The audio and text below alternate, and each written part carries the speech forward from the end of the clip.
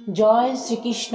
রাধে রাধে বন্ধুরা, স্বাগতম আপনাকে কাজের মালা চ্যানেলে, যেখানে আপনাদের জন্য নিয়ে আসি জ্ঞানবর্ধক এবং মোটিভেশনাল ভিডিও।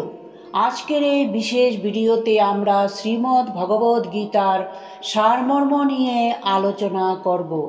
এই ভিডিও দেখে এবং শুনে আপনি শ্রীমদ্ ভগবদ্ গীতার প্রকৃত অর্থ বুঝতে পারবেন।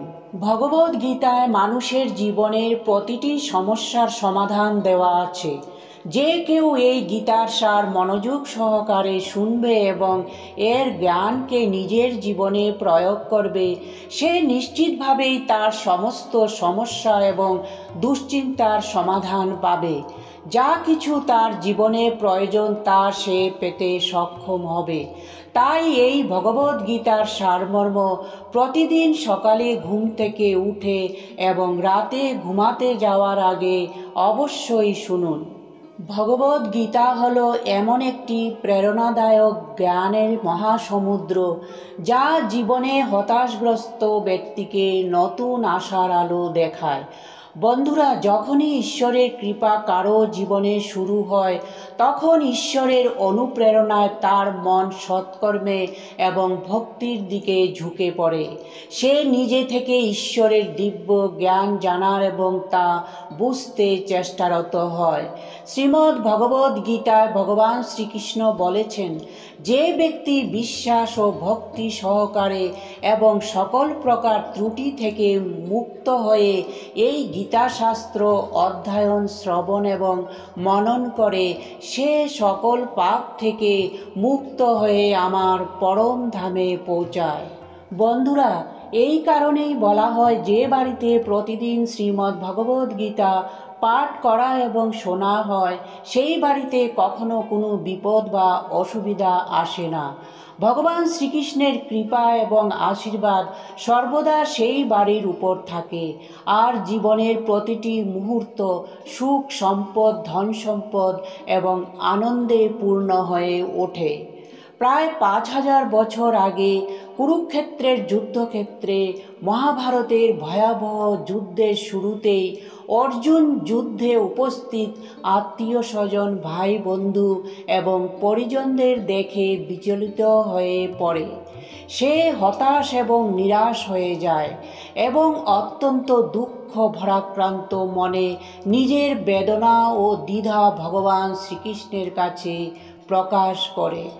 অর্জুন বলে, হে কেশব, আমি কিভাবে এই যুদ্ধ করতে পারি? এই যুদ্ধক্ষেত্রে যারা যুদ্ধ করতে এসেছে তারা তো আমার নিজের আত্মীয়। আমি কিভাবে পিতামহ ভীষ্ম এবং গুরু দ্রোণাচার্যের সঙ্গে যুদ্ধ করব? এরা তো আমার শ্রদ্ধেয় গুরুদেব। হে মধুসূদন, আপনি বলুন, আমি ভীষ্ম পিতামহ এবং দ্রোণাচার্যের উপর আঘাত করব কিভাবে? আমি ধৃতরাষ্ট্রের আত্মীয়দের উপর আঘাত করতে পারবো না। তাদের হত্যা করে আমি ধনলাভ করতে চাই না। এই জন্য এই গুরুজনদের হত্যা করার চেয়ে ভালো হয় আমি ভিক্ষা করে জীবনযাপন করি।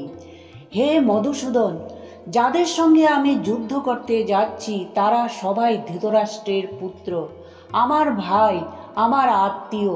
এদের হত্যা করার চেয়ে ভালো হয় আমি সন্ন্যাস গ্রহণ করি। যদি এই যুদ্ধ হয় তাহলে কোটি কোটি মানুষ প্রাণ হারাবে। যারা এই যুদ্ধে মারা যাবে তাদের স্ত্রীদের কি হবে? না কৃষ্ণ, না, আমি এই যুদ্ধ করতে পারবো না। আমার নিজের কুলের বিনাশ করে আমি কেমন করে সুখী হব? হে কৃষ্ণ, আমি কিছুই বুঝতে পারছি না। আমার বুদ্ধি বিভ্রান্ত হয়ে পড়েছে। আমার মাথা ফেটে যাচ্ছে, আমার পা কাঁপছে, আমার ত্বক দগ্ধ হচ্ছে, আমার ধনুক আমার হাত থেকে পড়ে যাচ্ছে। হে কৃষ্ণ, আমাকে পথ দেখাও, আমাকে জ্ঞান দাও, আমাকে বলো আমি কি করব কৃষ্ণ? শ্রীকৃষ্ণ তখন অর্জুনকে বললেন, ওঠো এবং নিজের কর্ম করো, সমস্ত রকমের মায়ার ত্যাগ করো এবং যুদ্ধ করো। অর্জুনের এই দুর্বল অবস্থা দেখে ভগবান শ্রীকৃষ্ণ অর্জুনকে শ্রীমদ্ ভগবদ্ গীতার সেই দিব্য জ্ঞান এবং অলৌকিক জ্ঞান দান করেন, যা শুধু অর্জুনের জন্য নয়, হাজার হাজার বছর ধরে সমগ্র মানবজাতির জন্য এবং আধুনিক যুগেও প্রত্যেক মানুষের জন্য পথপ্রদর্শক হিসেবে রয়ে গেছে। শ্রীমদ্ ভগবদ্ গীতা একমাত্র এমন একটি গ্রন্থ যা মানুষকে সঠিকভাবে জীবনযাপনের উপায় শেখায়। এটি ধর্ম, কর্ম এবং প্রেমের পাঠ পড়ায়। এই জন্য আমাদের প্রতিদিন শ্রীমদ্ ভগবদ্ গীতার অধ্যয়ন অবশ্যই করা উচিত। যে মানুষ নিজের আত্মার কথা শুনতে পারে, সে আমার সাথে কথা বলতে পারে এবং আমাকে দেখতে পারে। যে ব্যক্তি আমাকে প্রতিটি জিনিসে দেখতে পায় এবং আমার অস্তিত্ব অনুভব করে, সেই আমার প্রকৃত ভক্ত। এমন ভক্তদের প্রতি আমার গভীর ভালোবাসা থাকে। আমি প্রত্যেকের ঘরে বিরাজ করি। আমার শক্তি সর্বত্র সমানভাবে ছড়িয়ে রয়েছে। যে আমাকে চিনে তাকে আমি ভক্তিরস প্রদান করে চলি। এই পৃথিবীর সবচেয়ে বড় পাপীও যদি পূর্ণ সমর্পণের সাথে আমার প্রকৃত উপাসনা করে, তবে আমি তাকে শুদ্ধ করে দেই। কেউ কেউ তাদের বিবেক দিয়ে আমাকে নিজের করে তোলে, কেউ জ্ঞান দিয়ে, কেউ কর্ম দিয়ে, আর কেউ যোগের মাধ্যমে। তুমি আমাকে কোন রূপে পেতে চাও তা সম্পূর্ণরূপে তোমার উপর নির্ভর করে। তুমি আমাকে যেই রূপে ডাকবে, আমি সেই রূপেই হাজির হব। সবসময় আমার প্রতি সতর্ক থেকো, আমার উপাসনা করো এবং তোমার প্রতিটি কাজে আমার স্মরণ রেখো। আমি প্রতিশ্রুতি দিচ্ছি, তুমি আমার প্রিয় হয়ে থাকবে। শ্রীমদ্ ভগবদ্ গীতায় ভগবান শ্রীকৃষ্ণ অর্জুনকে বলেন, এই বিশ্ব আমার মায়ায় সৃষ্টি। এই জগৎ আমার থেকেই উৎপন্ন হয়েছে। আমি একে রক্ষা করি এবং আমি এই সৃষ্টিকে ধ্বংস করি। আমি অতীত, ভবিষ্যৎ এবং বর্তমানের সমস্ত জীবকে জানি, কিন্তু বাস্তবে আমাকে কেউ জানে না। শ্রীকৃষ্ণ আরও বলেন, যেমন আলো অন্ধকারে উজ্জ্বল হয়, ঠিক তেমনি সত্য উদ্ভাসিত হয়। তাই মানুষকে সর্বদা সত্যের পথে চলা উচিত। মৃত্যু একটি অনিবার্য সত্য, যা কখনো পরিবর্তন করা যায় না। এই পৃথিবী সৃষ্টির পর থেকে জন্ম এবং মৃত্যুর চক্র চলেই আসছে। যেমন মানুষ তার পুরানো পোশাক ত্যাগ করে নতুন পোশাক পরিধান করে, ঠিক তেমনি আত্মা পুরানো অপ্রয়োজনীয় শরীর ত্যাগ করে নতুন শরীর গ্রহণ করে। এটাই প্রকৃতির নিয়ম। এই সত্যকে মেনে নিয়ে ভয়মুক্ত হয়ে বর্তমান জীবন উপভোগ করা উচিত। জ্ঞানী ব্যক্তি কখনো মৃত্যুর শোক করেন না, না তারা কোনো মোহে আবদ্ধ হন। হে অর্জুন, আমি সকল জীবের হৃদয়ে অবস্থান করা আত্মা। আমি সমস্ত জীবের আদি, মধ্য এবং অন্ত। আমি গ্রহের মধ্যে সূর্য, বেদের মধ্যে সামবেদ, দেবতাদের মধ্যে ইন্দ্র, ইন্দ্রিয়ের মধ্যে মন। আমি ব্রহ্মা, বিষ্ণু, মহেশ্বর। জলাশয়ের মধ্যে আমি সমুদ্র এবং পর্বতমালার মধ্যে আমি হিমালয়। এই সমগ্র জগতে যা কিছু তুমি দেখতে পাও, সব কিছুর মধ্যে আমি আছি। ভগবান শ্রীকৃষ্ণ বলেন, মনের শান্তির চেয়ে এই পৃথিবীতে আর কোনো সম্পদ বড় নয়। যে ব্যক্তি তার মনকে শান্ত রাখতে শিখেছে, তার চেয়ে ধনী আর কেউ নেই। মানুষের দুঃখের মূল কারণ তার মোহ। যত বেশি মোহ করবে, তত বেশি কষ্ট পাবে। শ্রীকৃষ্ণ বলেন, যা হয়েছে তা ভালোই হয়েছে, যা হচ্ছে তা ভালোই হচ্ছে, আর যা হবে তাও ভালোই হবে। তুমি কি হারিয়েছ যা নিয়ে কাঁদছ? তুমি কি এনেছিলে যা তুমি হারিয়েছ? তুমি কি সৃষ্টি করেছিলে যা ধ্বংস হয়ে গেছে? যা তুমি নিয়েছ তা এখান থেকেই নিয়েছ, এবং যা দিয়েছ তা এখানেই দিয়েছ। যা আজ তোমার, কাল তা অন্য কারো হবে, কারণ পরিবর্তনই পৃথিবীর নিয়ম। শ্রীমদ্ ভগবদ্ গীতায় ভগবান শ্রীকৃষ্ণ বলেন, মানুষকে ফলের চিন্তা ছেড়ে দিয়ে নিঃস্বার্থভাবে এবং নিরপেক্ষভাবে নিজের কর্তব্য পালন করা উচিত। জীবনের চ্যালেঞ্জ থেকে পালানো উচিত নয় এবং ভাগ্যকে দোষ দেওয়া উচিত নয়। মনকে নিয়ন্ত্রণে রাখা শিখতে হবে। যখন আমরা নিঃস্বার্থভাবে কাজ করি এবং ফলাফলের আশা করি না, আমরা আধ্যাত্মিক শান্তি অর্জন করতে পারি। আমরা যদি বুঝতে পারি যে জীবনের অর্থ কর্মের মধ্যে নিহিত, ফলাফল নিয়ে উদ্বিগ্ন হওয়ার মধ্যে নয়, তাহলে এই নীতি আমাদের মানসিক স্থিতিশীলতা বাড়াতে পারে। এটি আমাদের কর্মদক্ষতা বাড়ায় এবং হতাশা থেকে মুক্তি দেয়। কেউ তার কর্ম থেকে পালাতে পারে না, তাকে তার কর্মের ফল ভোগ করতেই হয়। অতএব ভালো কাজ করো যাতে ভালো ফল পাওয়া যায়। ভগবান শ্রীকৃষ্ণ বলেন, হে পার্থ, ফলাফল নিয়ে চিন্তা করো না, তোমার কর্ম তুমি করে যাও, আমি অবশ্যই ফল দেব। এই পৃথিবীতে মনের শান্তির চেয়ে বড় কোনো সম্পদ নেই। যারা মনকে নিয়ন্ত্রণ করে না, তাদের জন্য মন শত্রুর মতো কাজ করে। আমরা যদি বুঝতে পারি যে জীবনের অর্থ কর্মের মধ্যে নিহিত, ফলাফল নিয়ে উদ্বিগ্ন হওয়ার মধ্যে নয়, তবে জীবন সুখের হয়। শ্রীমদ্ ভগবদ্ গীতা আমাদের শিক্ষা দেয় যে ধ্যান এবং যোগের মাধ্যমে আমরা আমাদের মনকে স্থির করতে পারি। শ্রীকৃষ্ণ বলেছেন যে মানুষের মনকে নিয়ন্ত্রণ করার জন্য প্রয়োজন সাধনা ও সংযম।